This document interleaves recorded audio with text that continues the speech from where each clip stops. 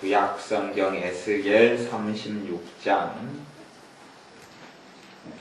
에스겔 36장 24절부터 31절까지 구약성경 에스겔 36장 24절부터 31절까지 말씀 같이 읽어보겠습니다. 내가 너희를 열국 중에서 취하여 내고 열국 중에서 모아 데리고 고토에 들어가서 맑은 물로 너희에게 우려서 너희로 정결케 하되 곧 너희 모든 더러운 것에서와 모든 우상을 섬김에서 너희를 정결케 할 것이며 또 새 영을 너희 속에 두고 새 마음을 너희에게 주되 너희 육신에서 굳은 마음을 제하고 부드러운 마음을 줄 것이며 또 내 신을 너희 속에 두어 너희로 내 율례를 행하게 하리니 너희가 내 규례를 지켜 행할지라. 내가 너희 열조에게 준 땅에 너희가 거하여 내 백성이 되고 나는 너희 하나님이 되리라.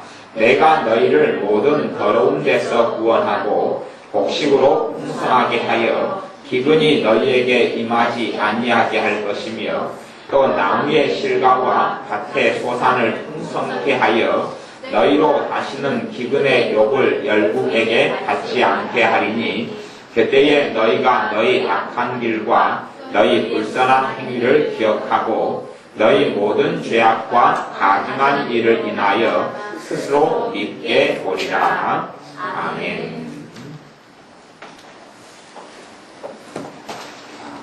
말씀은 새 언약이다 그런 말씀. 새 언약 그렇게 제목이 새 언약 그렇게.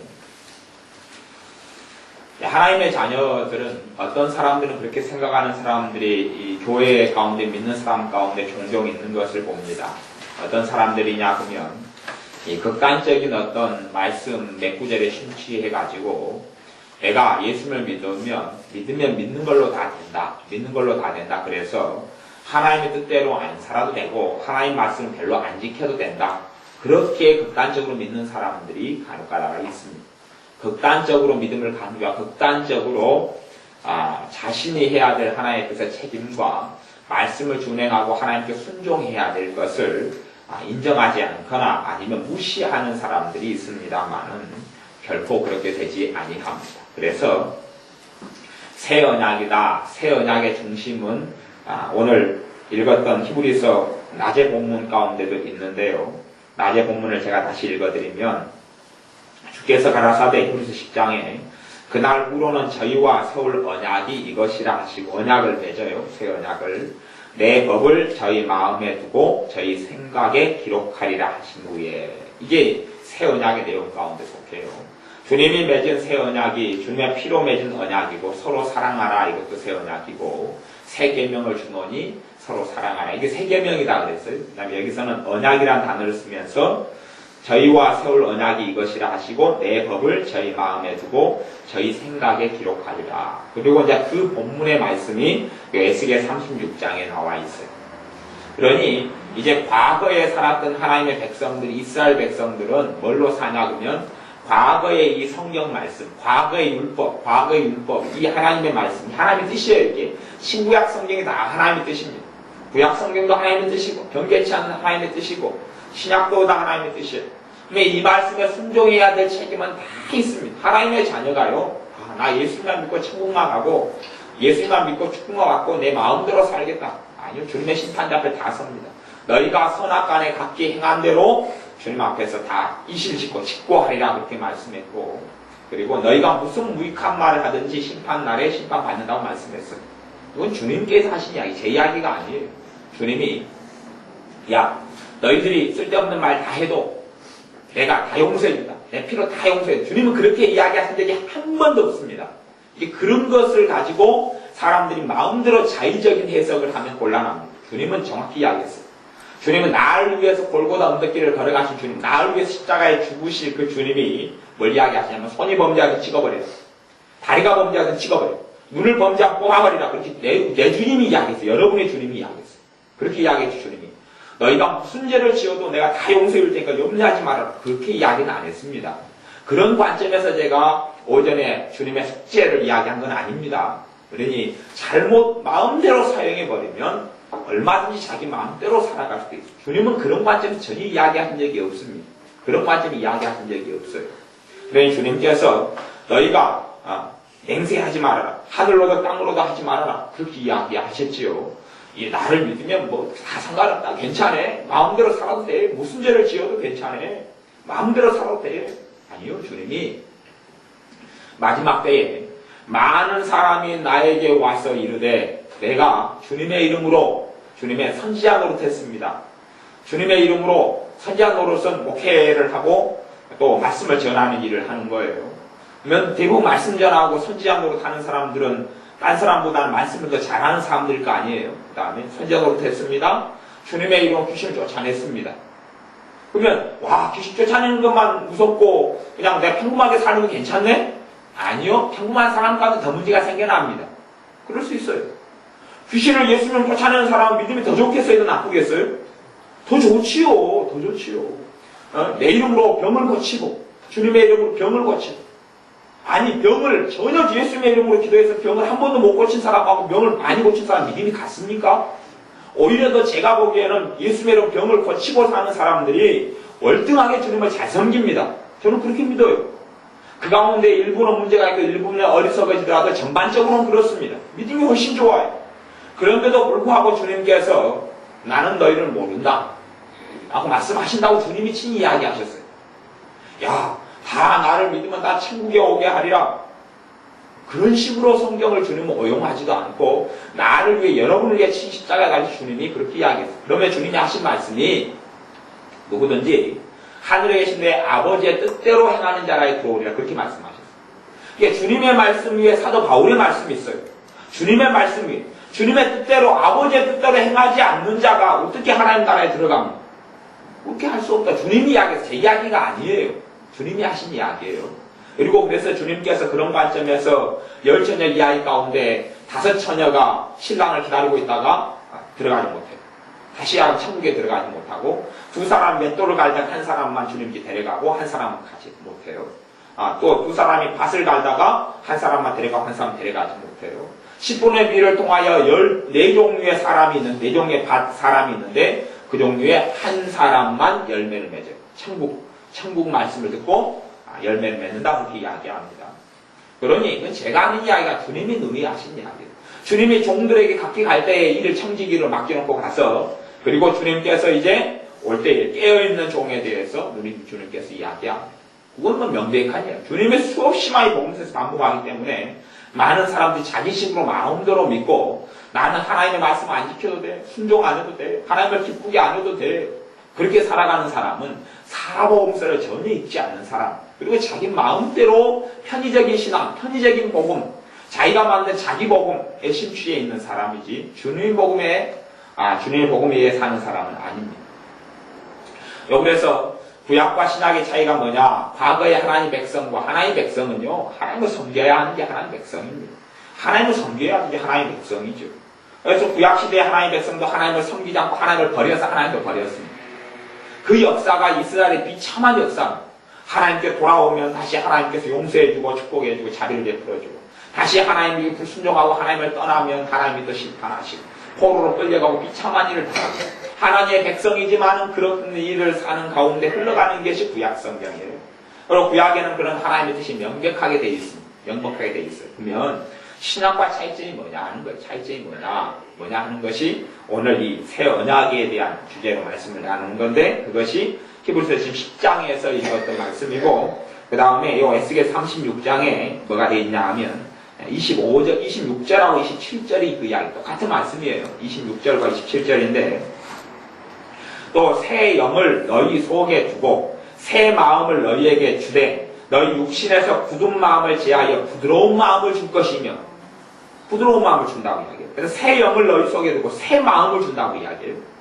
그 다음에 27절 또 내 신을 너희 속에 두어 너희로 내 율례를 행하게 하리니 너희가 내 규례를 지켜 행할지라. 새 신은 누굽니까? 성령입니다. 성령. 새 신은 성령님이죠. 새 신, 새 영, 새 신. 성령님을 너희 속에 주어 성령님이 우리에게 오시겠다는 이야기고, 그래서 너희로 뭘 행하게 하리라고요? 내 율례, 하나님의 말씀, 하나님의 법을 행하게 하리라. 이게 구약과 신약의 차이입니다. 구약에는 이 글로된 성경, 낭독된 성경, 읽혀진 성경, 이 말씀을 지키려고 애를 쓰는 것이 구약의 삶이고, 신약에서의 삶은 성령님이 임하셔서 이것을 어디에 새겨버립니까? 내 육의 신비, 마음의 신비, 사람의 중심의 신비에 심령의 마음속에 새겨버리는 것. 뭘 새깁니까? 하나님 말씀을 새겨요. 이것이 신약. 말씀을 마음속에 새겨가지고 말씀대로 살게 하겠다. 이것이 하나님의 새 언약이에요. 그러면 믿는 사람 속에 이 하나님의 법이 다 새겨졌느냐? 다 새겨졌어요. 다 예수를 믿으면서 성령이 임하시고, 특별히 새겨짐의 강도가 더 많이 드러난 사람들은, 성령세를 받은 사람들은 그 은혜를 소멸하지 않는다면, 주님의 은혜를 다 소멸해버리는 사람은요, 영적인 세계관이 느껴지지 않고 보여지지도 않습니다. 그래서 육신에 속한 사람과 세상 사람과 차이점이 하나도 없어요. 차이점이 하나도 없습니다. 그러면 은혜를 다 소멸해 먹은 사람들의 증상은 명백합니다. 증상이. 여러분이 은혜가 많이 소멸되어 버리면, 그래서 성령을 소멸하지 말라 그렇게 이야기해요. 성령님의 역사를 소멸해버립니다. 그러면 여러분 안에 새겨진 법이 깊이 숨어버려요. 깊이 숨어버려요. 그래서 죄를 지어도 죄가 죄인 줄 모릅니다. 하나님을 떠나도 떠난 줄 모릅니다. 그런 일이 벌어져요. 성령님을 소멸해버리면 가장 근원적으로 무슨 일이 벌어지냐 하면, 여러분이 용서 문제에서 넘어가지 못해요. 용서 문제를 넘어가지 못해요. 무슨 말이냐 하면, 여러분이 상처를 받습니다. 용서를 여러분이 힘들어요. 용서가 너무 힘들어요. 용서를 못 해주겠다 그렇게 하는 사람은 은혜 다 까먹었구나. 성령의 역사가 다 사라졌구나. 이제 이 사람의 삶 속에는 큰일만이 벌어지겠다. 그래서 여러분이 믿는 사람 가운데서도 은혜를 다 까먹은 사람을 보면요, 용서하기 힘들어하고 오히려 용서보다는 이빨이 툭툭 가는 믿는 사람들이 있습니다. 그런 사람은 심각한 지경에 처해 있습니다. 그런 사람은 이제 은혜에 거의 다 까먹은, 그런 사람은 사귀지 말아야 됩니다. 그런 사람은 사귀지 말아야 되고 만나지 않는 게 좋습니다. 오히려 은혜를 까먹은 믿는 사람이 더 무서운 사람들, 더 악한 사람들이 됩니다. 그래서 여러분이 은혜를 안 까먹었으면 용서가 쉽습니다. 왜요? 여러분 안에 새겨진 법, 성령님의 새겨진 법 때문에 용서를 도와주거든요. 성령님이 용서를 도와줍니다. 용서를 성령님이 도와줄 때에 주님이 여러분을 용서하신 것을 새겨주면서 기억나게 하면서 용서를 도와줍니다. 그러니 사실은 용서가 쉽죠. 근데 용서가 어려워지는 사람들은 이제 은혜를 다 까먹어버린 거예요. 은혜를 까먹어버렸어요. 은혜를 까먹어버리고 성령님을 다 소멸해버렸어요. 여러분 안에 역사하는 기쁨과 감사를 여러분이 소멸해먹은 거예요. 하나님이 소멸해먹은 거 아니에요. 하나님이 그런 게 아니고, 그래서 여러분에게 성령님을 소멸하지 말라 그렇게 말씀한 거지. 너희들이 마음 안 들면 내가 역사하지 않겠다 그렇게 이야기하신 게 아니에요. 성령님이 소멸되느냐 안 되느냐 내 책임인 거예요. 다 누구에게도 책임을 돌릴 수 없습니다. 내 책임인 거예요. 성령님이 소멸되어 버리면 용서가 힘들어요. 용서가 힘들어요. 그래서 전에 어떤 집사님을 만났는데 그 집사님이 이웃 사람에 대해서 이빨이 뜩뜩뜩 깔고 있어요. 그래서 집사님 용서하셔요. 주님이 집사님이 이웃 사람 용서하지 않으면 하늘에 계신 천국께서도 하나님 아버지도 집사님 용서 안 한다고 했습니다. 그래서 그건 진짜 성경의 복음서에 너무 많이 나와서 상상이 안 되는 거예요. 기본이에요, 기본. 복음의 기본. 복음의 기본. 그런데 그 집사님이 뭐라고 하냐면, 나 그런 하나님이 안 믿어볼랍니다. 교회를 10년 넘게 다닌 양반이, 나 그런 하나님이면 안 믿으랍니다. 그러는 거예요. 그런 하나님이 아니고 주님이 그렇게 이야기했는데 안 믿어볼랍니다. 그러는 거예요. 얼마나 제가 목사로서 깝깝하고 얼마나 답답한지, 도대체 이 양반이 교회를 뭘로 다녔는지, 성경을 뭘로 배웠는지, 주님을 뭘로 배웠는지 알 수가 없는 거예요. 알 수가 없어요. 그러면 그 집사님 신앙이 잡사신앙. 가짜야, 가짜. 가짜 신앙. 이게 용서 문제에서 용서를 한 해 못 한 해 싸우고 여러분과 투쟁이 많이 일어나면 여러분이 정말 복음의 은혜를 다 많이 대부 다 까먹어버려요. 다 까먹어. 그런 믿는 사람들은 불신자처럼 살아갑니다. 불신자처럼 하나님의 도움을 받지 못합니다. 도움을 받지 못해요. 은혜가 많이 충만하고 살아있는 사람은 더 악독하고 더 큰 고통을 당해도 용서가 쉬워집니다. 왜요? 그 사람 안에 성령께서 법을 새겨 놓으셨기 때문에. 성령님의 법이 뭡니까? 용서하라는 거죠. 용서하고 축복하라는 거죠. 그게 하나님이 주시 이 마음의 신비에 새겨진 하나님의 법입니다. 그 법이 안에 있기 때문에 그게 신약이에요. 구약은 하나님 말씀을 지켜야 되고 신약은 안 지켜야 된다. 그런 게 아니에요. 다 지켜야 합니다. 다 지켜야 하는데 구약에는 내 힘으로 이제 많이 지켜야 됐는데 신약에는 성령님께서 임하셔서 안에다가 법을 새겨준다 그렇게 말씀한 거예요. 법을 새겨주어서 법을 지키게 하겠다 그렇게 말씀한 거예요. 법을 새겨주어서 지키게 하겠다 그렇게 말씀한 거예요. 새 마음을 주겠다, 새 영을 주겠다. 그리고 너희 마음에 내 신을 너희 속에 두어 너희로 내 율례를 행하게 하리. 율례는 하나님의 법이잖아요. 성령님이 내 안에 임하셔서 하나님의 말씀을 지키게 하겠다 그러는 거예요. 그래서 성령님 아래에 있는 사람은 율법 아래에 있지 아니하리라 그걸 갈라디아서는 이야기하는 거예요. 성령님 안에 있으면 하나님의 말씀을 지키고 살아가니까 요 법률을 지키는 사람들은 법이 무섭습니까? 안 무섭습니까? 법을 지키는 사람은 법이 안 무서워요. 그건 법 아래에 있다 그렇게 이야기하는 게 아니에요. 법을 지키는 사람은 법이 내 편이에요. 내 편. 법을 안 지키는 사람은 법이 무서운 거예요. 법의 공격을 받고 법의 심판을 받을 수밖에 없습니다. 도둑질을 안 한 사람은 경찰이 도둑 잡으러 돌아다니도 전혀 안 겁나는 거예요. 차로 운전하는데 음주운전 안 한 사람은 음주운전 측정하려고 경찰만 기다리고 있어요. 그래서 물어보시오. 그래도 여유있게 후 부는 거죠. 안전하니까. 나는 음주운전 안 했으니까. 근데 술을 마시고 차를 운전하고 가다가 음주운전 저기서 걸리고 단속하고 측정을 해요. 그러면 이제 법이 무섭잖아요. 무서워요. 그렇게 돼서 법 아래 심판을 받게 되는 것이에요. 하나님께 성령님께서 여러분에게 믿는 사람에게 임하십니다. 그리고 성령 충만하게 살 수도 있고 성령님의 역사가 소멸돼서 내 힘으로 힘들어하고 고통받아서 살 수도 있습니다. 내 힘으로 기도하려고 애쓰고 발버둥 치도 기도가 안 되는 삶이 될 수도 있고 내 힘으로 그냥 어렵고 힘들고 근심하면서 답답해하면서 살아갈 수도 있습니다. 대신 성령님의 충만히 임하셔서 나로 하여금 사라지는 삶을 살게 하실 수 있어요. 억지로 쥐어짜서 만들어가는 것하고 되어지는 것하고 틀려요. 근데 성령님이 충만하게 우리 속에 임하시고 역사하셔서 주님께서 십자가에 달리시고 오순절에 성령님을 보내시면서 믿는 사람은 되어지는 삶을 살게 하시고 되어지는 삶을 살게 하시는 그것이 하나님의 뜻이에요. 여러분이 아침에 일어났을 때 해를 뜨게 하려고 애를 씁니까? 아침에 일어날 때 해가 뜹니까? 그냥 해가 그냥 뜨잖아요. 그것이 주님께서 오순절을 통하여 성령님을 보낸 하나님의 역사하심과 같은 거예요. 비유적으로 이야기한다. 해를 뜨게 하려고 여러분 애 쓰는 게 아니에요. 야, 장경들을 모아라. 해가 지금 떨어져 있으니까 줄로 해를 꽁꽁 묶어가지고 하루 동안에 밝게 살려면 해를 이 하늘에다 매달아야 되잖아. 애를 쓰는 게 아니란 말이에요. 아닌 거예요. 또 바닷가에 갯것을 좋아하는 사람은 한 달에 2차례 갯것 때를 기다립니다. 바닷가에 가서 고동도 하고 뭐 여러 가지 반지락도 캐고 그런 때를 기다려요. 미역도 하고 파래도 하고. 근데 바닷물을 갖다가 갯것을 하려고 바다에 나갔는데 바닷물을 다 빠지게 만들려고 여러분이 애를 씁니까? 안 씁니까? 갯것 좋아하는 사람은요. 안 써도 때가 되면 바닷물이 그냥 쫙 빠져나가요. 그것처럼 믿는 사람에게 주님께서 되어지는 삶을 살기를 원하셔서 십자가에 돌아가시고 부활하시고 성령님을 주신 거예요. 이게 새 언약이에요. 새 언약. 성령님이 우리에게 부어주셔서 하나님의 법을 내 마음에 새겨주게 하겠다는 마음에 새겨주게. 과거의 내 예법, 과거의 내 생각, 과거가 내가 가지고 있는 잘못된 것 대신에 성령님의 역사가 우리 안에 더 오래 불타오르면 내 마음에 새겨진 법이 점점 내 밖으로 드러나요. 그래서 내 마음을 차지하고 내 생각을 차지하고 내 심령을 차지하고 내 속사람과 겉사람을 차지하게 되어져. 내 가치관까지 이제 내 속에 새겨진 성령님의 새긴 법이 드러나게 되는 거예요. 그러니까 내 안에 새겨진 법을 사실 성령입니다. 그렇게 이야기해요. 성령님. 성령님께서 여러분 안에 믿는 사람 안에 역사하셔서 그 법을 새겨주시고 법대로 살도록 하나님의 뜻이죠. 뜻. 하나님의 율례. 하나님의 말씀대로 살게 역사하시는 거예요.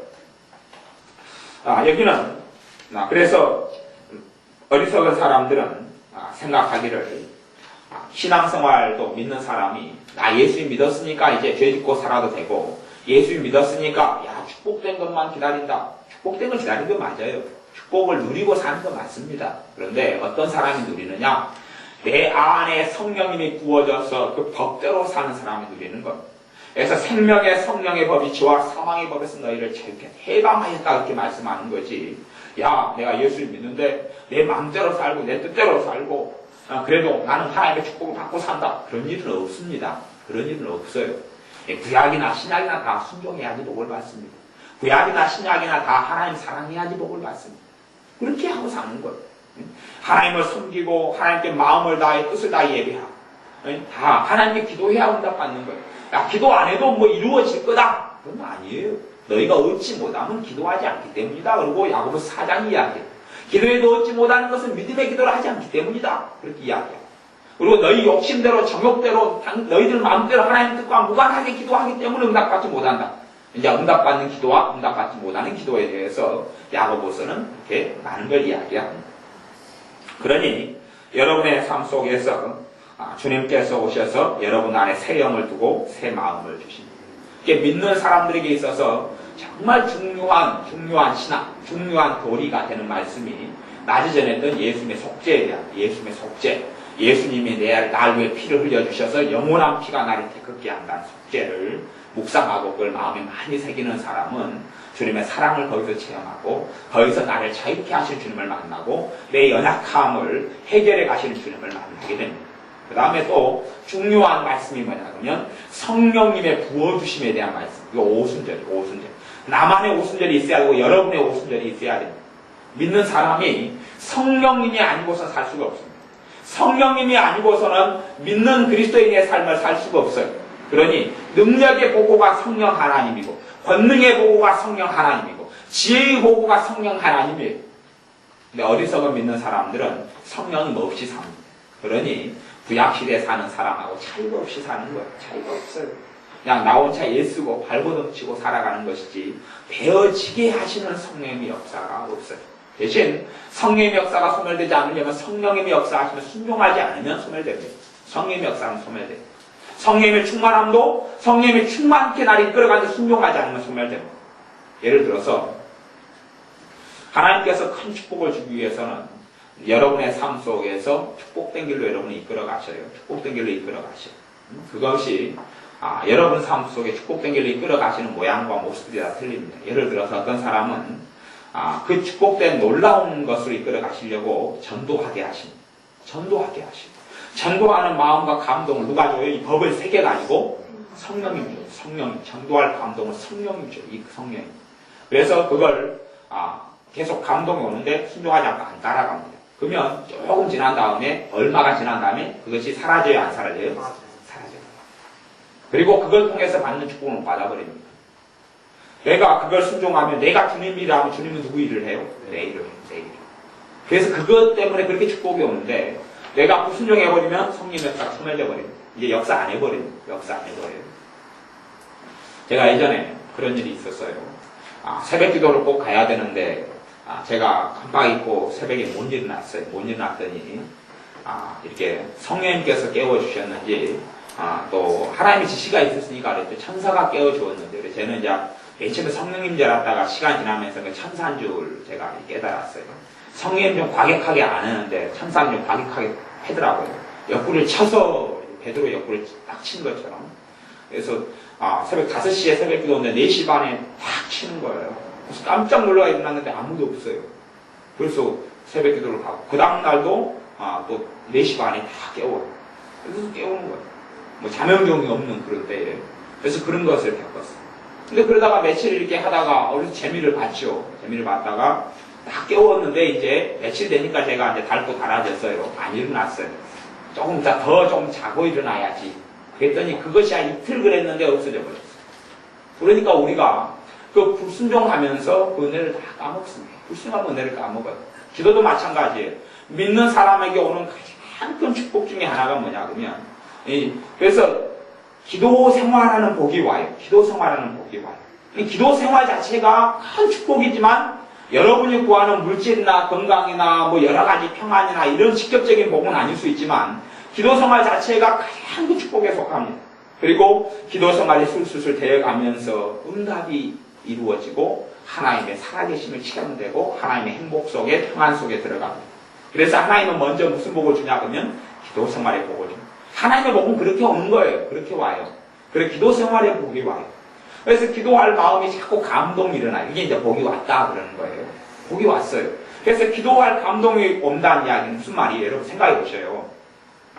기도할 감동이 여러분에게 와요. 그러면 여러분에게 기도하면 하나님 응답한다는 이야기가 안 한다는 이야기예요? 하신다는 이야기 아닙니까? 기도할 감동이 온다는 이야기, 기도해라. 그러고. 뭐 응답해 준다 그런 의미니까요. 네?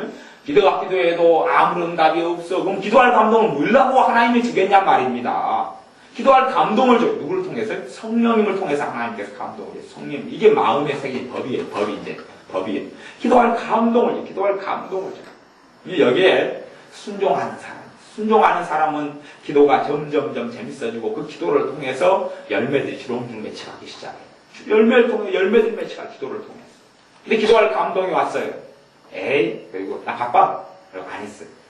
조금 지나면 또 기도할 감동이 와요. 중요한 때. 여러분의 삶 속에 큰 고비가 와요. 큰일이 벌어져요. 일주일 뒤에. 그런 일이 있어요. 큰일이 벌어져요. 예를 들어서, 하여튼 그런 큰일이 벌어져요. 큰일이 벌어지면. 일주일 뒤에 큰일이 벌어지는데, 일주일 전에 지금 하나님이 기도할 감동을 줘. 그것을 여러분이 순종을 해서 기도하면 그 일주일 뒤에 벌어질 큰일이 뭔지 몰라. 그게 사라지거나 오면 됩니다. 그 위기를 벗어나는데, 교통사고라든지 별 큰일이 벌어지는데, 근데 기도할 감동을 일주일 전에 줘요. 주는데, 여러분은 그래도 항상 바쁘고 일이 있어요? 아니면 항상 일이 없습니까? 바쁘고 일이 있잖아요. 항상 바쁘고 일이 있습니다. 뭔가 일이 있어요. 뭔가 일이. 개모임이 있든지 간에, 사람과 친구 간에 만남이 있든지, 장사가 있든지, 하여튼 직장이 있고, 직업 있고, 애들 키우는 게 있든지, 집에 설거지하고 빨래할 일이 있든지 간에 항상 일은 있습니다. 일은 있어요. 심지어 일이 없으면 잠잘 일이라도 있죠. 일이 있어요. 그러니 여러분은 선택해야 됩니다. 기도할 감동이 왔을 때 기도할 거냐, 잠잘 거냐, 기도할 거냐, 개모임 갈 거냐, 기도할 거냐, 아니면 누구 결혼식 다는데 거기 갈 거냐를 선택해야 됩니다. 그리고 믿는 사람이 거기서 이제 자기 일을 선택합니다. 성령님께서 기도할 감동을 주시는 건 첫 번째 누구를 위해서입니까? 하나님을 위해서일까요? 나를 위해서일까요? 나를 위해서입니다. 나를 위해서. 근데 그 감동을 무시를 해버려요. 그 기도가 안 됐지요. 일주일 뒤에 큰 사건을 당합니다. 어려움을 당합니다. 그 어려움을 당한 다음에 그 사람은 생각하죠. 왜 하나님, 왜 내한테 어려움이 옵니까? 왜 이렇게 나를 힘들게 하고 하나님 보호 안 해줘요? 합니다. 하나님은 우리 기도를 통해서 역사하십니다. 우리 기도를 통해 역사하십니다. 그것도 믿음의 기도를 통해 역사하십니다.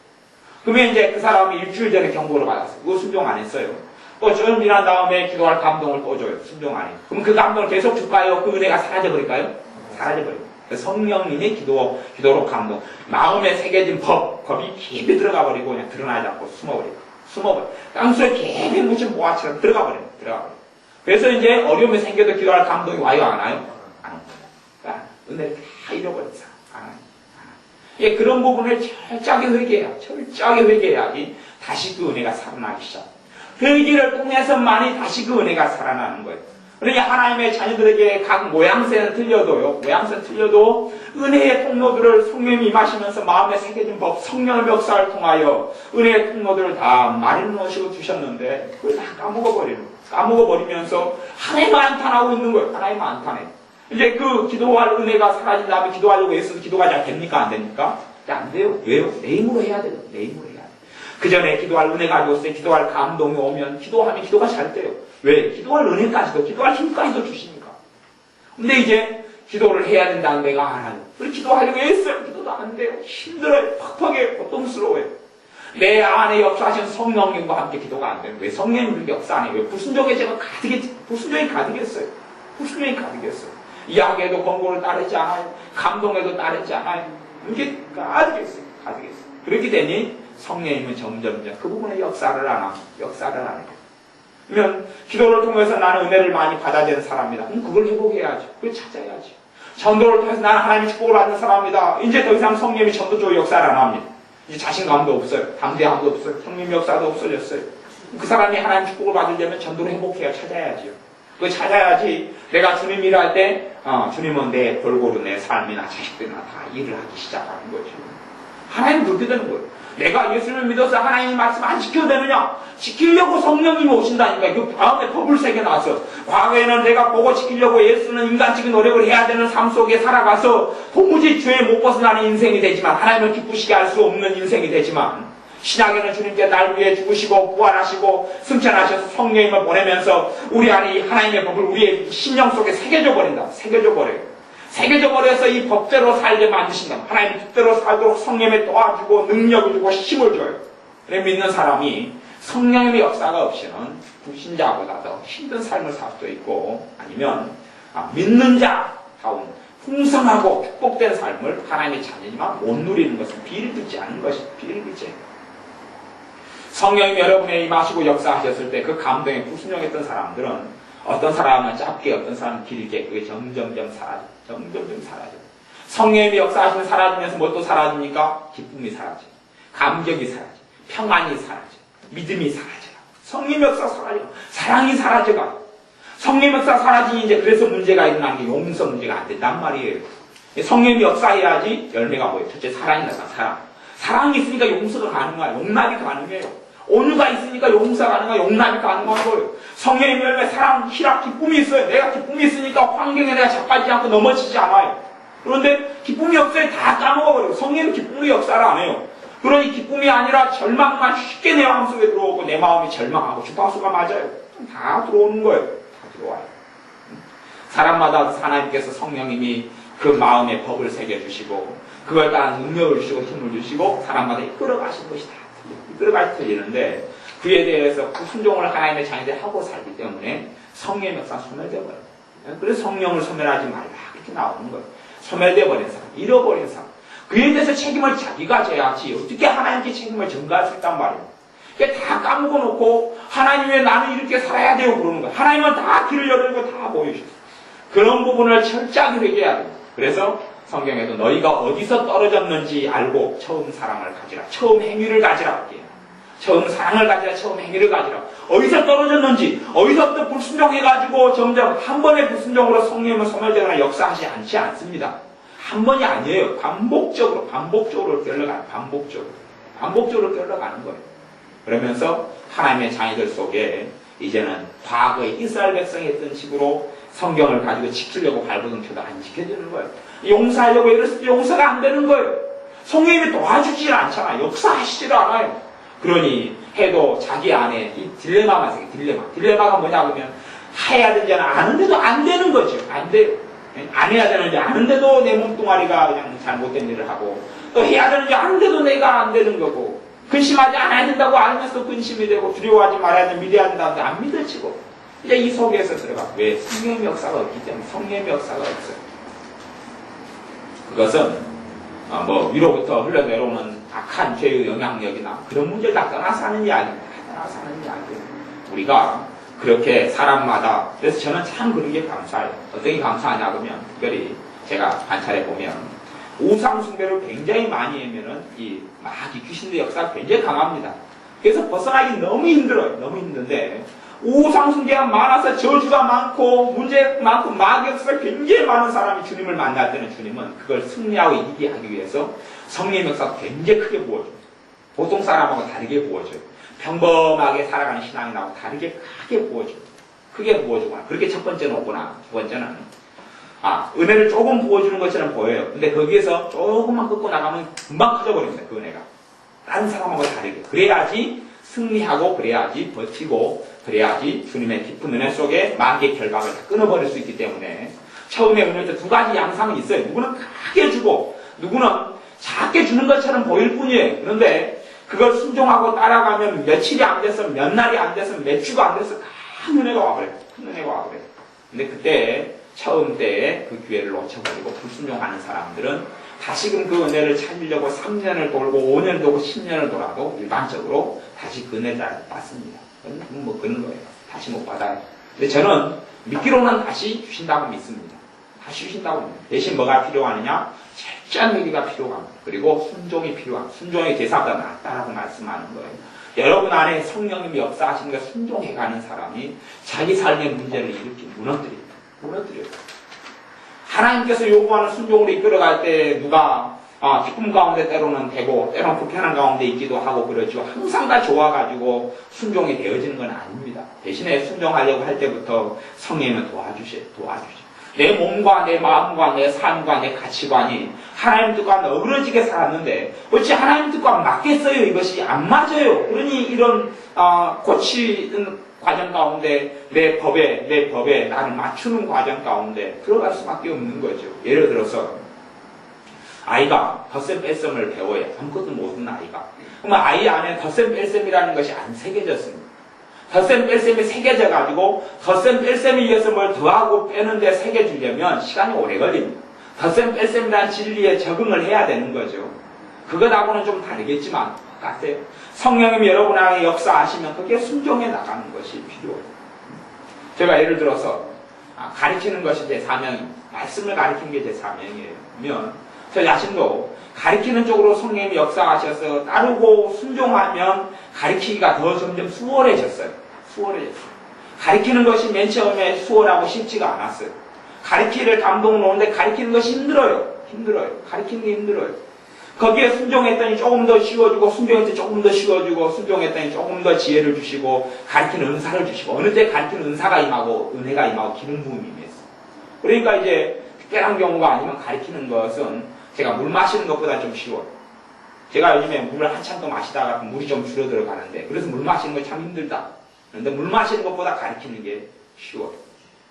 왜냐하면 이제 성령님의 그만 그쪽 부분은 다른 쪽은 안 그래도 그쪽은 순종을 많이 했다는 거예요. 가르치는 쪽은 순종을 많이 했기 때문에 가르칠 때 되면 성령님의 거의 100%는 아니라도 일반적으로 정확하게 성령님이 가르쳐 줍니다.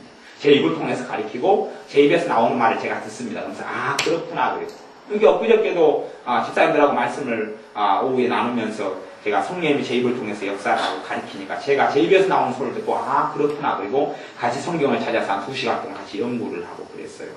이거 제가 성령님께 제 입을 통해 역사하면서 제가 제 귀로 들어요. 때로는 제가 모르는 것을 그렇게 성령님이 역사하셔서 가르쳐요.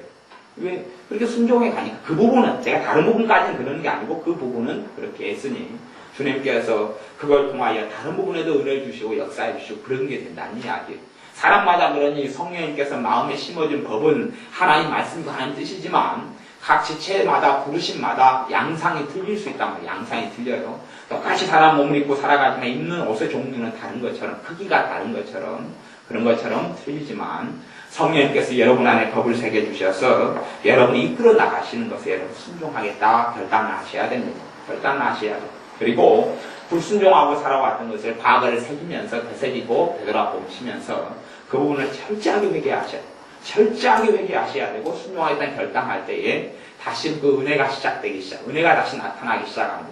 대신 과거에 받은 것보다는 제 개인적으로는 보기에는 일반적으로 제가 분들로 관찰해보면 성경도 관찰해보면 나름대로 철저하게 회개했다고 하지만 잘 회개가 안 됐는지까지는 몰라도 그까지는 제가 판단할 몫이 아니지만 과거에 받았던 것보다는 좀 약하게 오는 경향이 있어요. 약하게 와요. 대신 그래서 과거에 아마 불순종했기 때문에 그런 것 같은데 거기에서 더한 순종이 요구됩니다. 더한 순종이 요구돼요. 그러면 그런 순종하는 과정을 통하여 어느 때가 되면 과거보다 더 큰 은혜가 옵니다. 그러니 과거에 잃어버렸던 것보다는 일반적으로 작게 와요. 작게 오는 게 굉장히 많이 작게 오는데 거기서 이제 순종할 것이냐 불순종할 것이냐는 결단해야 그리고 순종해 가면서 그 은혜가 당연히 과거에는 어느 때 있다가 사라져버렸겠지만 순종해 가면 점점점 강해지고 있어져서 그걸 통하여서 하나님 자녀다운 삶을 사는 길이 열려가고 하나님의 은혜의 통로가 그걸 통해 나타나고 하나님의 사랑의 통로, 축복의 통로가 그걸 통해 나타납니다. 그래 여러분의 삶 가운데 교회 속에 삶 속에서 교회 한 지체로서 주님을 살게 하시고 그런 부분 가운데서 순종을 주님께 첫째 요구하시는 것은 영적인 하나님의 일에 순종을 요구하셔요. 그런 부분에 일을 주신단 말이에요. 영적인 하나님의 일에 있어서 하나님을 섬기는 일에 있어서 순종을 하나님 거기서 요구하셔요. 그리고 육적인 것에 축복을 해주셔요. 그걸 아셔야 됩니다. 육적인 것에 그래서 축복을 해주셔요. 제가 그렇게 이야기하는 것은 100%가 그렇게 나타나는 모양은 아닙니다. 근데 그렇게 성령님이 일반적으로 역사에 가시고 또 하나의 것은 낮에 말씀 전한 대로 주님의 속죄 속에 주님의 그런 말씀 속에 깊이 들어가면 거꾸로 내 삶 속에 순종되지 않고 해결되지 않는 것이 풀어져 가기 시작. 말씀을 내 안에 두니 그러니 하나님의 말씀이 무수히 많은 종류의 말씀들이 우리에게 사실은 이 정죄나 우리에게 이걸 침울어 주는 말씀은 없어요. 하나님 말씀 십자가 이후로 주님의 보혈 이후로는 우리에게 준 말씀이 생명과 능력이 되는 말씀과 성경이가 가득합니다. 가득한데 이것을 하나님의 자녀들이 심는 것이 없어요. 마음속에 심는 게 없어요. 마음에 심는 게 없고 또한 순종하는 게 없어요. 그래서 하나님의 자녀로서 누리지 못하고 어려움 속에서 살아갑니다. 하나님은 자동적으로 뭘 행하지 않습니다. 자동적으로 역사하지 않습니다. 기도로 하나님께 맡겨야 되고, 믿음으로 믿어드려야 되고, 주님을 의탁 해야 되고, 저를 의지하면 제가 너희를 이루고 너희 일을 이루어 주시고, 의지하지 않는데 역사하지 않고, 믿지도 않는데 역사하지 않습니다. 그렇게 하는 사람은 죄마되죠. 왜? 하나님을 믿지도 않는데 하나님을 도와주면 하나님 영광 안 돌리고, 내가 잘했을 때 딱 교만해지고 악해질 뿐이고, 하나님께 기도해서 응답받으면 하나님께 해주셨구나 감사하고 찬양합니다. 내 능력으로 안 되는 걸 하나님의 사랑으로 됐으면 그렇게 고백할 텐데, 하나님을 찾지도 않고 영의 눈이 뜨지도 않고 보지도 못하는 사람은 하나님의 축복을 가득히 주셔도 축복인 줄 전혀 알지 못하고 자기 것으로 삼고 점점 세상으로 타락하게 갈 뿐입니다.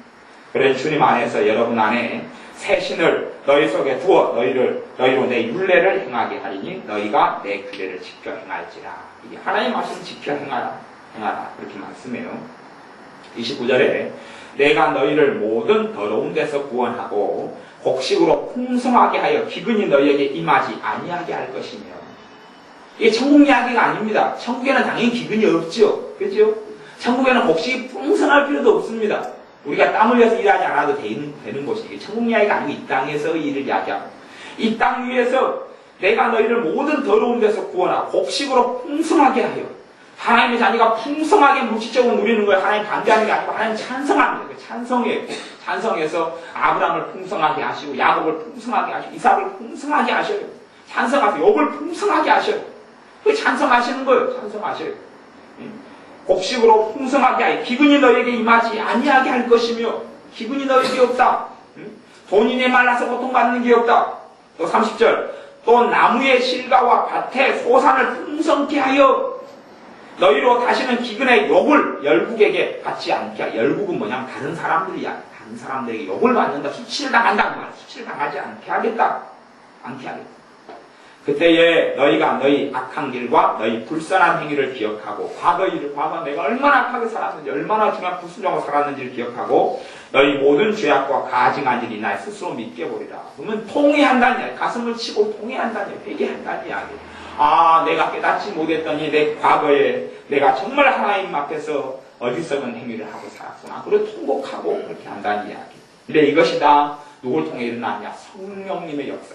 성령님께서 내 안에 새 법을 주고 새 법이 내 안에 역사하기 때문에 우리의 삶 속에 풍성함이 오고 우리의 삶 속에 기근이 사라집니다. 여러분이 성령님의 부어주심과 성령님의 역사하심과 성령님의 은사 주심과 성령님의 능력 주심과 성령님이 함께 하심으로 하나님의 자녀의 삶은 하나님의 자녀답게 살아간다는 것을 명심하셔야 되고, 그래서 믿는 사람이 끊임없이 기도해야 될 제목 중에 하나는 성령님 나를 충만하게 해주십시오. 주님 성령님을 나를 보내주십시오. 성령님 내 안에 임하신 성령님 나를 충만하게 해주십시오. 성령님 내 안에 충만하게 해주십시오. 성령님 나를 깨닫게 해주십시오. 성령님 내 안에 임하십시오. 그래서 여의도 순복음교회 조영기 목사님 같은 경우는 그렇게 했어요. 본인이 천막에서 비참하게 살고 이렇게 할 때에 전 세계적으로 교인이 78만 명까지 한 교회가 있는데 그 비결은 성령님께 있다 이렇게 이야기했어요. 그래서 본인의 비결은 성령님을 계속 환영하고 성령님을 모셔드리고 성령님 환영합니다. 성령님 모셔드립니다. 그런 기도를 통해서 성령님을 안 다음부터 하나님께 자신의 삶에 놀랍게 자기를 사용하시고 축복하셨다. 그렇게 조영기 목사님의 성령론에서 그 책에서는 그렇게 고백하고 있습니다. 하나님의 자녀가 정말 참다운 은혜 속에 살아가는 사람은 성령님을 깊이 있게 이론이 아니라, 이론을 이야기하는 게 아니에요. 실제에서. 성령님이 이론이 아닙니다. 여러분이 성령님의 충만하심과 역사하심을 최소한 어디서 누려야 합니까? 예배 때 못 누리는 사람은 삶에서 못 누립니다. 찬양 때 못 누리는 사람은 삶에서 못 누립니다. 기도 때 못 누리는 사람은 삶에서 못 누립니다. 기도에서, 예배에서, 말씀에서 누려야지 삶에서 역사하신단 말이에요. 근데 예배 때는 성령님 전혀 역사 안 하다가 삶에서 역사하고 도와준다? 그런 건 기대하기가 어렵습니다. 그건 어리석은 생각이고요. 예배 때, 기도 때, 찬양 때, 주님을 섬길 때에 역사하신 성령님이 여러분의 삶 속에서, 여러분의 직장과 직업 속에서, 가정생활 속에서 역사하시고 여러분 안에 이 풍성한 것들을 누리게 하십니다. 기도하겠습니다. 주님께서 우리에게 성령님을 보내주신 것을 감사를 드립니다. 하나님의 자녀로 우리의 힘과 우리의 능력과 우리의 재능으로 살지 아니하고 성령님을 우리에게 보내셔서 성령님께서 내 마음에 법을 새겨주시고 그 뜻대로 행할 수 있는 능력 주시며 지혜 주시며 은혜 주신 것을 감사를 드립니다. 그러나 회개하올 것은 성령님께서 우리에게 역사하셔서 새 법을 새겨주시고 감동하시고 이끌어 가실 때에 우리가 순종하지 않고 불순종하며 은혜를 소멸하며 성령님을 소멸했던 어리석은 죄악들이 많이 있습니다. 주님 이것을 회개합니다. 깨닫게 하셔서 철두철미하게 회개가 되게 하여 주시고 그리하여 다시금 성령님의 역사가 나타나게 하여 주옵소서. 다시금 성령이 우리 안에 부릴 듯 뜨겁게 역사하여 주옵소서. 성령이 우리를 충만케 하여 주옵소서. 성령이 우리를 충만케 하여 주옵소서. 우리의 심령을 마음을 차지하여 주셔서 성령님의 능력으로 살게 하여 주옵소서. 우리의 의지가 연약하고 지혜가 부족하며 어리석으며 능력이 없으며 무능합니다. 또한 내 자신이 우리 속에 어둠과 절망과 탄식과 잘못된 가치관이 많이 있고 말씀이 내 스스로 뿌리내리지 아니하며 감사하기도 어려운 지경에 처한 것이 우리의 삶이오니 성령님 우리에게 충만케 역사하셔서 감사하는 삶을 살도록 이끌어가 주시고 그러한 기름 부음과 은혜를 이룬 사람은 감사하도록 성령님 역사하셨을 때 감사치 않고 불평하고 사랑을 철저하게 회개할 수 있도록 도와주시기 원합니다. 우리가 어디에서 성령님께 불순종하여서 성령님이 역사하심이 소멸되어 버렸는지를 깨닫도록 성령님 도와주옵소서. 그래 은혜가 회복되고 기쁨이 회복되고 성령님의 역사가 충만하게 나타나고 성령님 우리에게 세례를 베푸시고 충만을 베풀어 주옵소서. 예수님의 이름으로 기도하옵나이다. 아멘.